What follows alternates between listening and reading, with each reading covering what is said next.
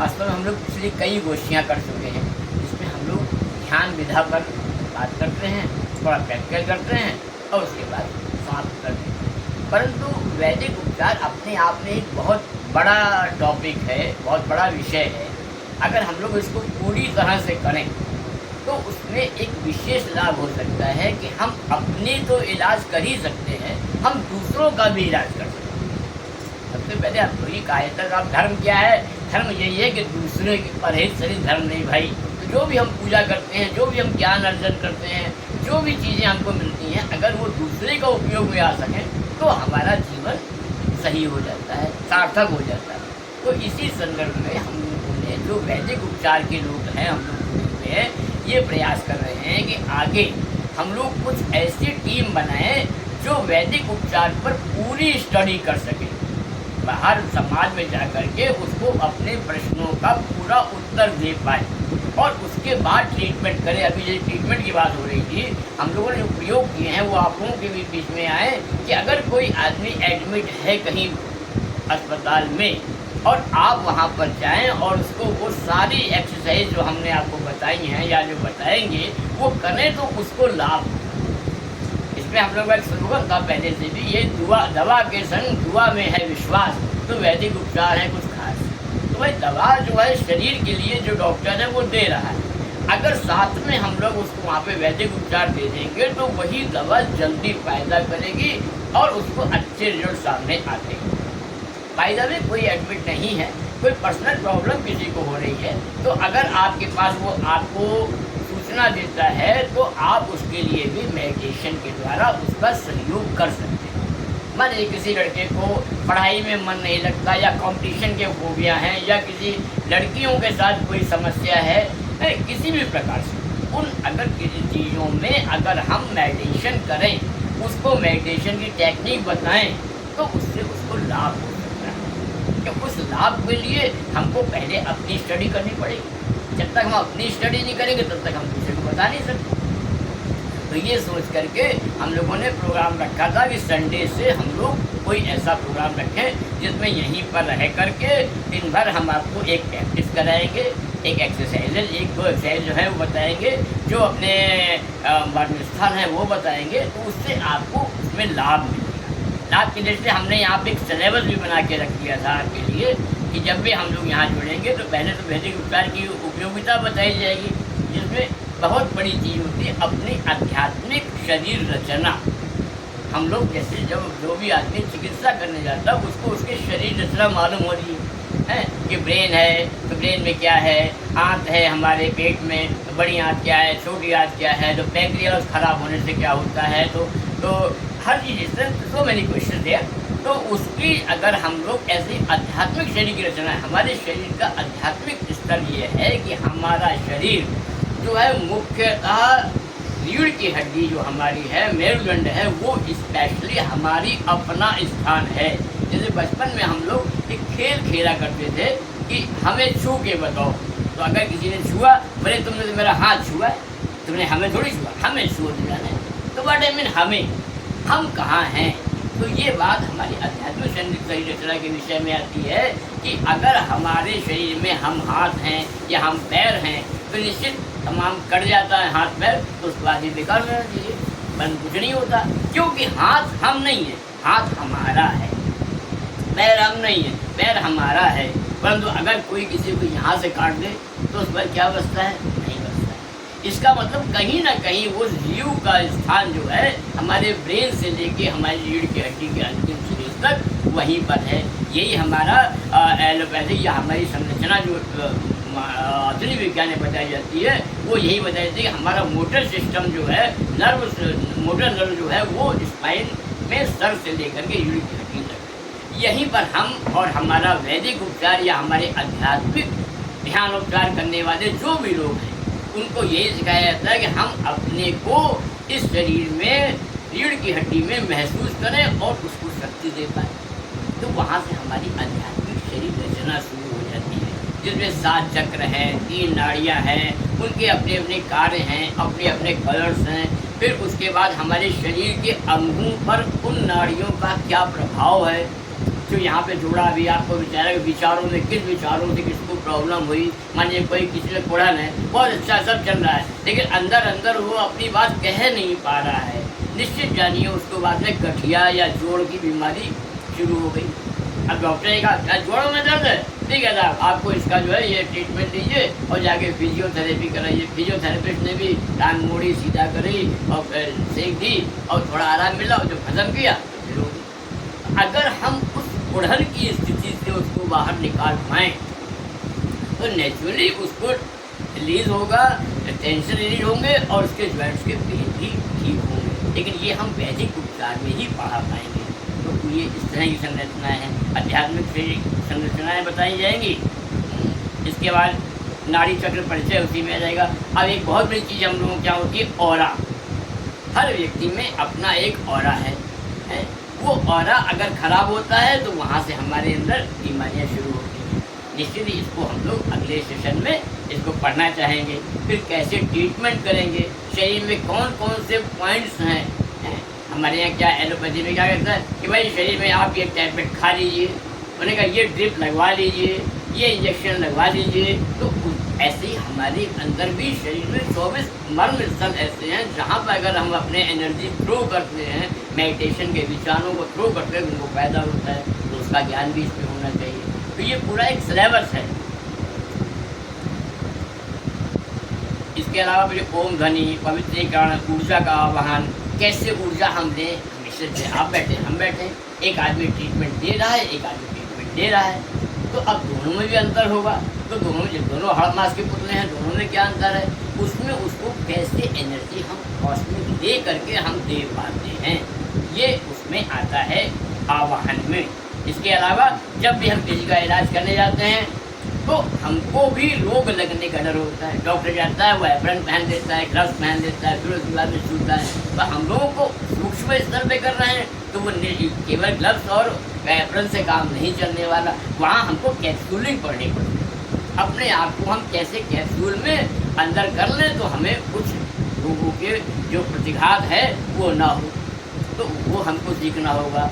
इसके बहुत से अच्छे उदाहरण हैं। आप कहीं सर्विस कहीं जा रहे हैं यात्रा में, तो आप मान लो जिस बस में बैठे या कार में बैठे, अगर आप कैप्सूलिंग कर लें तो निश्चित ही आप सुरक्षित रहेंगे और ये आप देख पाएंगे। क्योंकि मेरे एक बार नहीं तमाम बार का देखा हुआ है। कोई अगर भाई साहब एक्सीडेंट भी होता है, मुझे कोई दुर्घटनाएँ पता भी नहीं होती, लेकिन हाँ आप उसमें कम से कम तकलीफ होगी क्योंकि आपकी कैप्सूलिंग प्रॉपर हो चुकी होगी। लेकिन अब कैप्सूलिंग करनी ही आनी चाहिए। वो आएगी ऐसे जब हम यहाँ पर सीखेंगे। कैप्सूलिंग की बात है, ये सारे सब्जेक्ट इसमें हमने लिख रखे हैं। ये सारे आपको कैसे कहाँ प्रयोग करने हैं, फिर लोगों की क्या स्थिति है, लोग में कैसे साथ में हम ठंडी, गर्मी, अकड़न, सुन्नपन, ये सब चीज़ों के बारे में आपको उसमें सब बताया जाएगा। इसमें दूरस्थ उपचार में सबसे बड़ी एक चीज़ हमारे पास यहाँ पर आएगी, दूरस्थ उपचार। डॉक्टर तो आपको दवा देकर ही ठीक कर सकता है, लेकिन अगर आप वैदिक उपचार पढ़ लेंगे तो उसमें आप दूरस्थ उपचार भी कर सकते हैं। चाहे आपका मित्र अमेरिका में ही क्यों ना बैठा हो, है तो इसी यूनिवर्स में, और अगर आप उसको पॉजिटिव थिंकिंग या वाइब्रेशन देंगे अपने, तो निश्चित ही उसको वहाँ पर असर होगा। ये प्रयोग आप खुद करके देख सकते हैं। जैसे बताइए आपका लोग मानिए कोई लखनऊ या इलाहाबाद कहीं भी कोई बैठा, उसने फ़ोन किया भाई मुझे बहुत दर्द हो रहा है, मेरे 5 मिनट तुम बैठो, ऐसे बैठो और मैं यहाँ से बैठ रहा हूँ। फिर आप 15 मिनट फ़ोन करके पूछिए, निश्चित 100% वो आपको बताएगा कि हाँ हमको दर्द में राहत मिली या जो भी समस्या है उसमें राहत मिली। क्या है ये टेक्निक है, ये टेक्निक कोई चमत्कार नहीं है। वो चमत्कार आप भी कर सकते हैं, आप भी कर सकते हैं, सभी कर सकते हैं, क्योंकि वो टेक्निक है। और दुनिया में चमत्कार नाम की कोई चीज़ होती ही नहीं है। जो हम नहीं जानते हैं वो चमत्कार होता है, और जो हम लोग जानते हैं वो टेक्निक है। किसी ने मान लीजिए किसी ने एक बंदूक चलाई और हिरन वहाँ मर गया, तो जिसको पता है कि हाँ भाई ट्रैगर है, इसके अंदर बुलेट है, इसमें ऐसे चलाया, उसके अंदर गया है, उसके अंदर विष बना तो वो मरा। इसको नहीं पता, उसकी चमत्कार यार आवाज़ यहाँ हुई, मर वहाँ गया, गोली यहाँ से निकल के वहाँ जाती तो दिखाई नहीं पड़ी, ये चमत्कार हो गया। तो इसी तरह से जो भी अज्ञान है वो चमत्कार है, जो जानकारी है वही टेक्निक है। हम आपको टेक्निक फॉलो करवाएंगे, जो टेक्निक बताएंगे उसको आप लोग करेंगे, अपने को ठीक करेंगे और दूसरे को ठीक करेंगे। आज हम लोग इसी पर चर्चा कर रहे थे। और अब हम चाहते हैं बहुत ज़्यादा समय नहीं दो, अगले इतवार को अब ये हम चाहेंगे कि आप लोग उसमें आएँ और हो सके तो 1-2 लोगों को, 3 लोगों को और ला सकें। क्योंकि जब वही वाली बात जाने बिन न होई पड़ती थी, बिन पड़ती होई नहीं पीती वाली बात है कि जब तक हम जानकारी नहीं फैलाएंगे अपने इस उपचार पद्धति की, कोई नहीं जानता। उस पर एक किताब भी लिखी हुई है, वो भले ही वो अमेजॉन पे बिक रही है, साल में महीने में 2-1 निकल जाती है, लेकिन उतने से काम चलता नहीं है। अगर हम लोग सब लोग उसको पढ़ के उसको आगे करेंगे तो निश्चित रूप से कर पाएंगे। हमारा सिर्फ उसमें इतना ही एक अपनी लालसा है कि हाँ वो लिखी है, लोगों की आनी चाहिए और लोगों को फायदा हो। आप अपने लिए करिए। अभी भी यहाँ पे आए हैं हम लोग, बहुत सारे टेंशन लेके आए हैं। हम चाहेंगे यहाँ आप 15 मिनट का टाइम दीजिए, अभी आपको छोटी सी एक्सरसाइज कराते हैं कि उसके बाद आप महसूस करिए कैसा है। और जब घर जाएँ तो यही सोच के जाएँ कि अब हमें अपने साथ कुछ मित्रों को कोशिश करना है, क्योंकि हम पहला सेशन में उसमें कोई किसी प्रकार का शुल्क नहीं रखेंगे। लेकिन ये भी सत्य है कि अगर शुल्क ना दिया जाए तो उतना मनोयोग बनता नहीं है। ये एक यूनिवर्सल ट्रूथ है। हम आपके पास आएंगे और आपसे अगर प्रणाम भी करेंगे तो भी हमने आपको सम्मान दिया, तभी हम आपसे कुछ ले पाएंगे। अगर आगे जाकर बैठे रहेंगे तो आप वहाँ बैठे रहेंगे, हम यहाँ बैठे रहेंगे, किसी को ना देना न देना। तो उसमें अगर कोई को देना चाहेगा तो वो कर ले, बाकी कोई हार्ड एंड फास्ट नहीं होगा।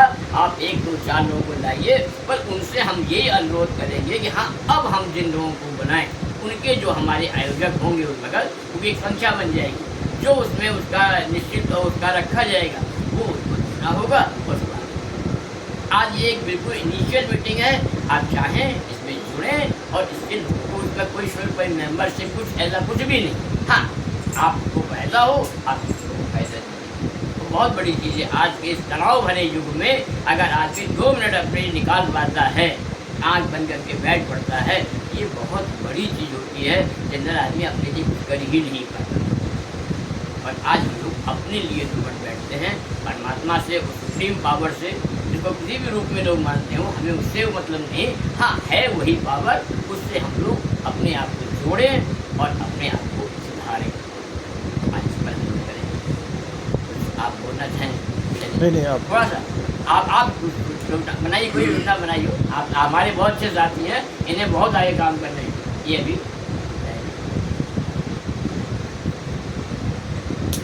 अभी भी 8-10 ही लोग इकट्ठे हैं, उसमें से हो सकता है 5-6 लोग उसको अच्छा कर पाए, कोई बात नहीं, उतने ही लोग करें, प्रयास सब लोग करें जो जहाँ तक कर पाए। आज हम लोग इनिशियल एक मेडिटेशन करते हैं, दूसरी बात कंफर्टेबल है, ऐसे चेयर पे बैठ सकते हैं, पालती मार के बैठ सकते हैं, बिना उसके जैसे मन चाहे। और किसी को लेकर लेटने का तो वहाँ लेट भी सकते हैं, लेट के भी ध्यान कर सकते हैं, जहाँ चाहे वो कर सकते हैं। यहाँ सारी व्यवस्था है। अगर कोई व्यवस्था बैठने में तकलीफ हो तो लेट भी सकते हैं।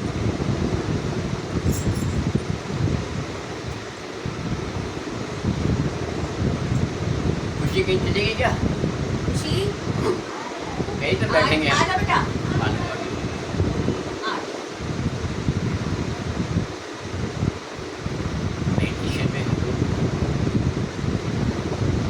अपने ही शरीर के दर्शन करते हैं, पहली चीज़ समझिए। दूसरे, हम अपने बॉडी को कितना रिलैक्स कर सकते हैं इस पर डिपेंड करेगा हम क्या अचीव करते हैं। और रिलैक्स करने के बाद हम अपने अंदर सोई हुई उस एनर्जी को हम कितना ऊपर उठा सकते हैं।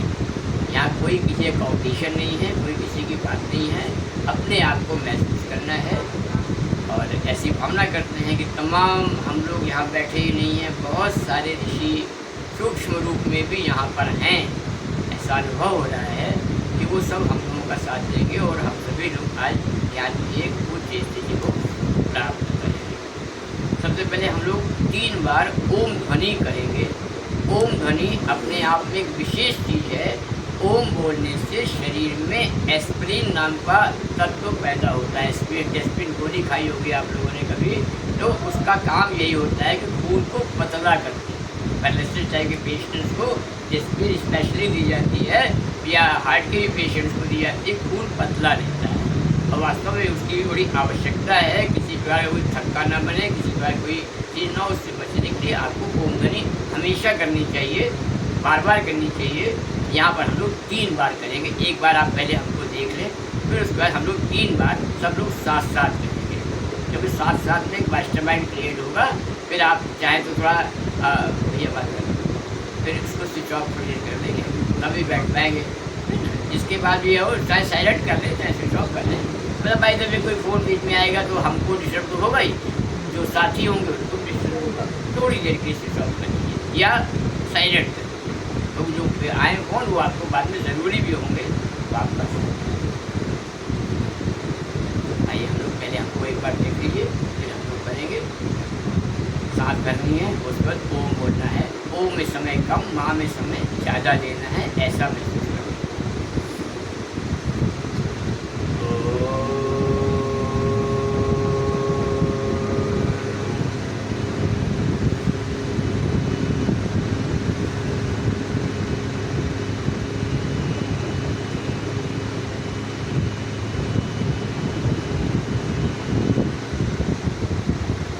सांस है वो सब बाहर निकल जाएगी। इस तरह 3 बार ये क्रिया करेंगे, सांस लेंगे और ओम बोलेंगे। आइए सभी लोग साथ साथ एक बार गहरी सांस ले लीजिए।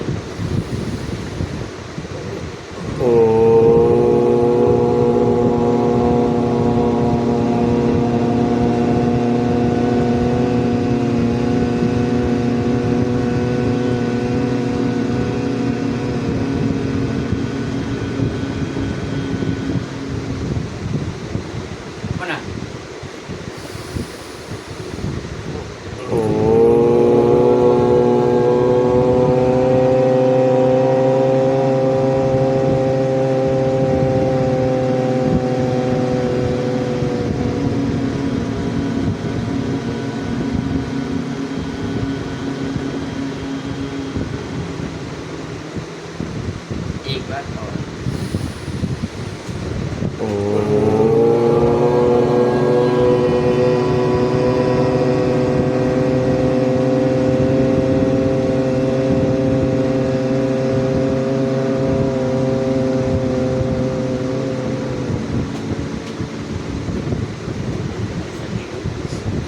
शरीर ढीला छोड़ेंगे।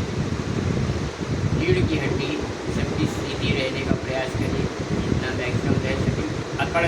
अकड़ाने की ज़रूरत नहीं है, सामान्यतः सीधी रखें। और सिर्फ अब आपके कान सुनेंगे और जो हम बोलेंगे उसको फॉलो करेंगे, जितना कर सकें। शरीर ढीला है, आँखें बंद हैं,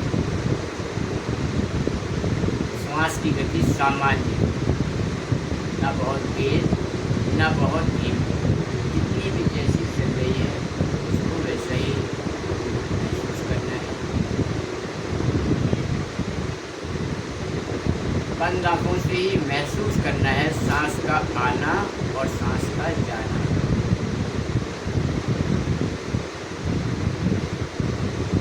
अपने सारे विचारों को अपने शरीर के पास ही लाइए। इधर उधर सोचने के बजाय सिर्फ यही महसूस कीजिए जहाँ हम बैठे हैं।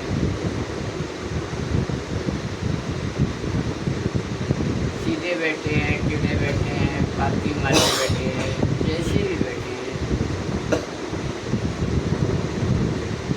सांस की गति सामान्य है। सांस आ रही है, आ रही है, सांस जा रही है, जा रही है। बिल्कुल इसको महसूस करना है। अपने नाक के दोनों नोस्ट्रल्स को महसूस कीजिए, जहाँ से भी सांस दाएं से या बाएं से या दोनों से जैसे भी आ रही है उसको महसूस कीजिए, उसका आना और उसका जाना।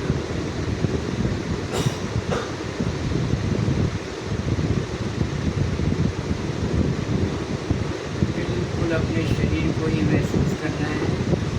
बाहर से आने वाली कोई भी आवाज़ों पर कोई प्रतिक्रिया नहीं है।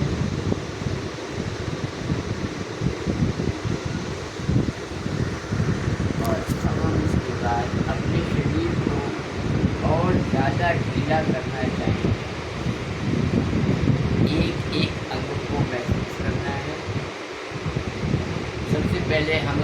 पैर के दोनों पंजों को महसूस करें, घुटनों को महसूस करें और कमर से नीचे दोनों पैरों को एकदम ढीला छोड़ें,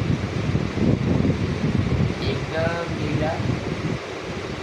जिस स्थिति में भी हैं, मुड़े हैं, सीधे हैं, फैले हैं, टेढ़े हैं, जैसे भी हैं, जैसे हम पानी के अंदर पहुंच गए हों और कमर तक पानी भरा हो, पैरों में दूसरा सेंसेशन है और कमर से ऊपर दूसरा सेंसेशन।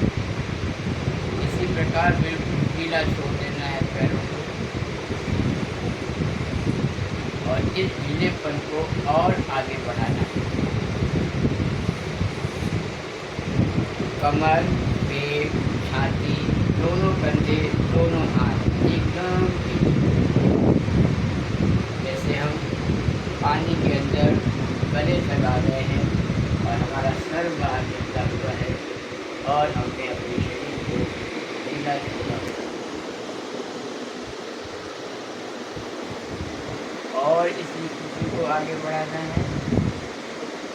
तो गला, मुँह, नाक, दोनों आँखें, दोनों कान और सर एकदम ढीला, जैसे हम पानी के अंदर पहुँच गए हों। जबकि हम बैठे अपने अपने स्थान में हैं और शरीर को उसी तरह एकदम ढीला छोड़ें। सांस की गति सामान्य है, शरीर एकदम ढीला हो चुका है, एकदम ढीला। इसी ढीलेपन की स्थिति में ही हम अपने ही स्वयं के अनुभव के अनुसार कुछ रंगों का ध्यान करेंगे। सबसे पहले हम सफ़ेद रंग के प्रकाश का ध्यान करते हैं। सफ़ेद रंग का प्रकाश सत्वों का प्रतीक होता है। माँ सरस्वती देवी ज्ञान और बुद्धि को देने वाली है। बंद आँखों से ही महसूस करें कि हमारे सामने से सफ़ेद रंग का प्रकाश वह ऊपर आ रहा है। एकदम ढीले शरीर में अपने अपने में यही महसूस करना है कि सामने से सफ़ेद रंग का प्रकाश जो माँ सरस्वती जी की कृपा से प्राप्त हो रहा है हमारे शरीर पर आ रहा है। चारों ओर सफ़ेद सफ़ेद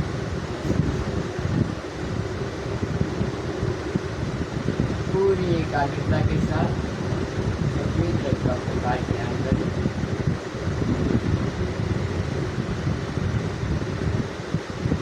सांस की गति एकदम धीमी रहेगी, कोई उसके लिए प्रयास नहीं करना है और ना ही उसको तेज होना है ना ही धीमा होना है। जैसी है उसी में ही करना है। अगले चरण में हमको पीले रंग के प्रकाश का ध्यान करना है। पीले रंग का प्रकाश रजोगुण प्रतीक महालक्ष्मी देवी धन और समृद्धि को देने वाली। हम बंद आँखों से ही महसूस करेंगे हम जिस कक्ष में बैठे हैं वहाँ चारों ओर पीले रंग का प्रकाश व्याप्त है। हमारे चारों ओर पीले रंग का प्रकाश महसूस करें।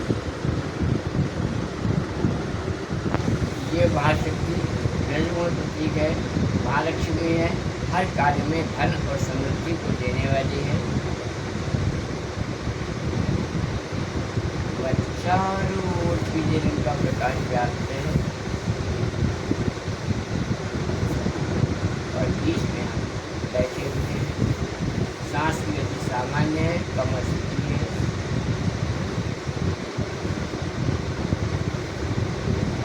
कुछ समय बाद इसी रंग में और परिवर्तन आता है।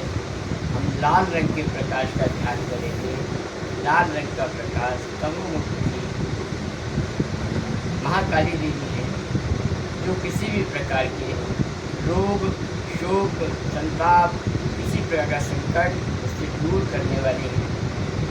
महसूस करें लाल रंग का प्रकाश आसमान से हमारे ऊपर आ रहा है। हमको उसके नीचे स्वस्थ और प्रसन्न होकर बैठे हुए आँखें बंद हैं। शरीर ढीला है, कमर सीधी है, सांस गति सामान्य है और लाल रंग का प्रकाश ऊपर से बराबर आ रहा है। निश्चित ही यह स्थिति हमारे आप को किसी भी प्रकार की समस्याओं से, परेशानियों से, रोगों से बचाने में बहुत सहायता करती है। हम इस क्षेत्र में जब भी आगे बढ़ते हैं तो सबसे पहले हमें विनम्रता प्राप्त करनी होती है, नम्र होना पड़ता है। हमें लोगों के प्रति, तमाम परिस्थितियों के प्रति कृतज्ञ भी होना पड़ता है। सबसे पहले हम कृतज्ञ हैं, हम थैंक्सफुल हैं, धन्यवाद देते हैं अपने ही शरीर को, क्योंकि शरीर है तभी हम लोग कुछ कर पा रहे हैं। अन्यथा शरीर न रहने की स्थिति में ये आत्मतत्व क्या कर सकता है, आपको अनुभव हो सकते हैं, लेकिन वास्तविकता से कोई भी परिस्थिति नहीं होता। मृत्यु के बाद क्या होगा यह सामान्यतः किसी भी ज्ञान नहीं है। तो हमने सबसे पहले अपने शरीर को धन्यवाद दिया, हम उसके कृतज्ञ हैं। फिर अगले चरण में हम कृतज्ञ हैं अपने माता पिता के। ये शरीर हमारे माता पिता ने ही हमको दिया है, हम उनके प्रति धन्यवाद का प्रस्ताव रखते हैं, उनको धन्यवाद देते हैं, उनके प्रति कृतज्ञता व्यक्त करते हैं, क्योंकि ये शरीर हमारे माता पिता ने दिया है। बिल्कुल शरीर ढीला है, आँखें बंद हैं, श्वास गति सामान्य है और हम कृतज्ञता की भावना से भरे। अगले चरण में हम कृतज्ञ हैं अपने उन तमाम पूर्वजों और शुभ चिंतकों के प्रति जिनकी कृपा और आशीर्वाद से आज हम यहाँ पर हैं। एक बार हम उनके प्रति याद करके कृतज्ञता व्यक्त करते हैं, उनकी बड़ी कृपा रही होगी तो आज हम यहाँ पर उपस्थित हैं। हम कृतज्ञ हैं अपने उस गुरु सत्ता के प्रति जो समय समय पर हमें मार्गदर्शन देती रहती है। ये गुरु सत्ता ही निश्चित ही हमारे जीवन को संचालित करती है। हम आज उन्हीं गुरु के, जिसके भी जो भी गुरु हैं उनको याद करने हैं और उनके प्रति कृतज्ञता व्यक्त करनी है। शरीर को एकदम ढीला छोड़िए। हम कृतज्ञ हैं उस परमात्मा के प्रति हमेशा कृपा की वर्षा करते रहते हैं। परमात्मा का सिर्फ एक ही उद्देश्य है, कृपा करना। तो हम सब पर कृपा करते रहते हैं, उनका किसी से कोई वैर भाव नहीं है। जो भी परेशानियाँ या कठिनाइयाँ आती भी हैं वो हमारे अपने ही द्वारा किए हुए कर्मों के फलस्वरूप आती हैं। और आज हम उन सबसे भी क्षमा मांगते हैं जिन्होंने हमारे प्रति कोई भी बुरा सोचा भी है। वो हमारे परम मित्र होते हैं, वह हमारे कर्मों को काटते हैं, वो हमारे संस्कारों को बदलते हैं। हम चाहते हैं कि हम जो है उनके प्रति कृतज्ञता व्यक्त करें।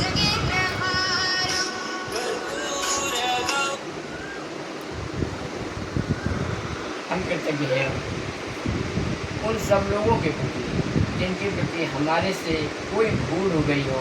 हम उनसे क्षमा मांगते हैं कि हमने आज उनसे क्षमा मांगी और अब हम अपने आप में बिल्कुल ढीले और बंधन रहित हो गए।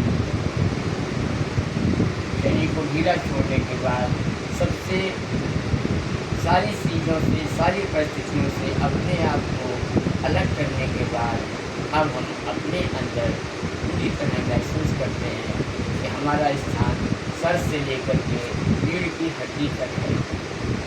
जहाँ हमारे दोनों पैर मिल रहे हैं, जहाँ पर रीढ़ की हड्डी का अंतिम स्थिति है, वहाँ पर मन ही मन महसूस कर रहे हैं।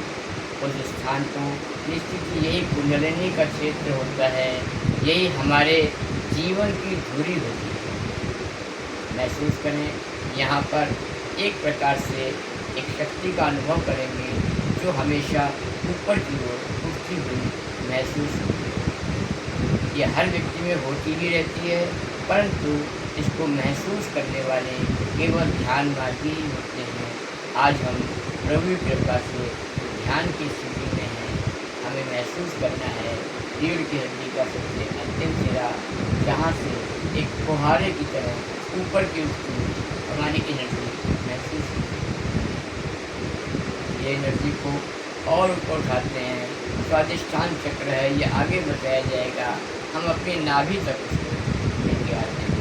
महसूस करें एक फुहारा हमारे बीच में रीढ़ की हड्डी के अंतिम सिरे से ऊपर को उठ रहा है, वो नाभि तक आ रहा है और उसको ऊपर उठने देने के लिए हम आग्रह करते हैं और महसूस करते हैं कि वह हृदय तक आ रहा है।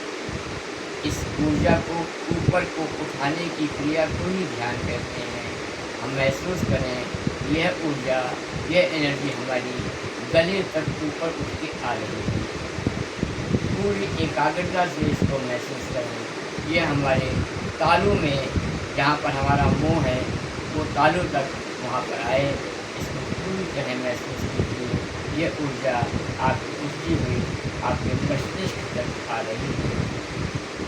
यही ध्यान की एक विशेष स्थिति है, यहाँ पर हम लोग अपने आप को स्थापित करते हैं, महसूस करते हैं कि ये ऊर्जा हमारी ऊपर की ओर बराबर उठ रही है। हमारा शरीर नहीं है, बिल्कुल एक फुहारे की तरह है जिसमें जल ऊपर की ओर उठता है।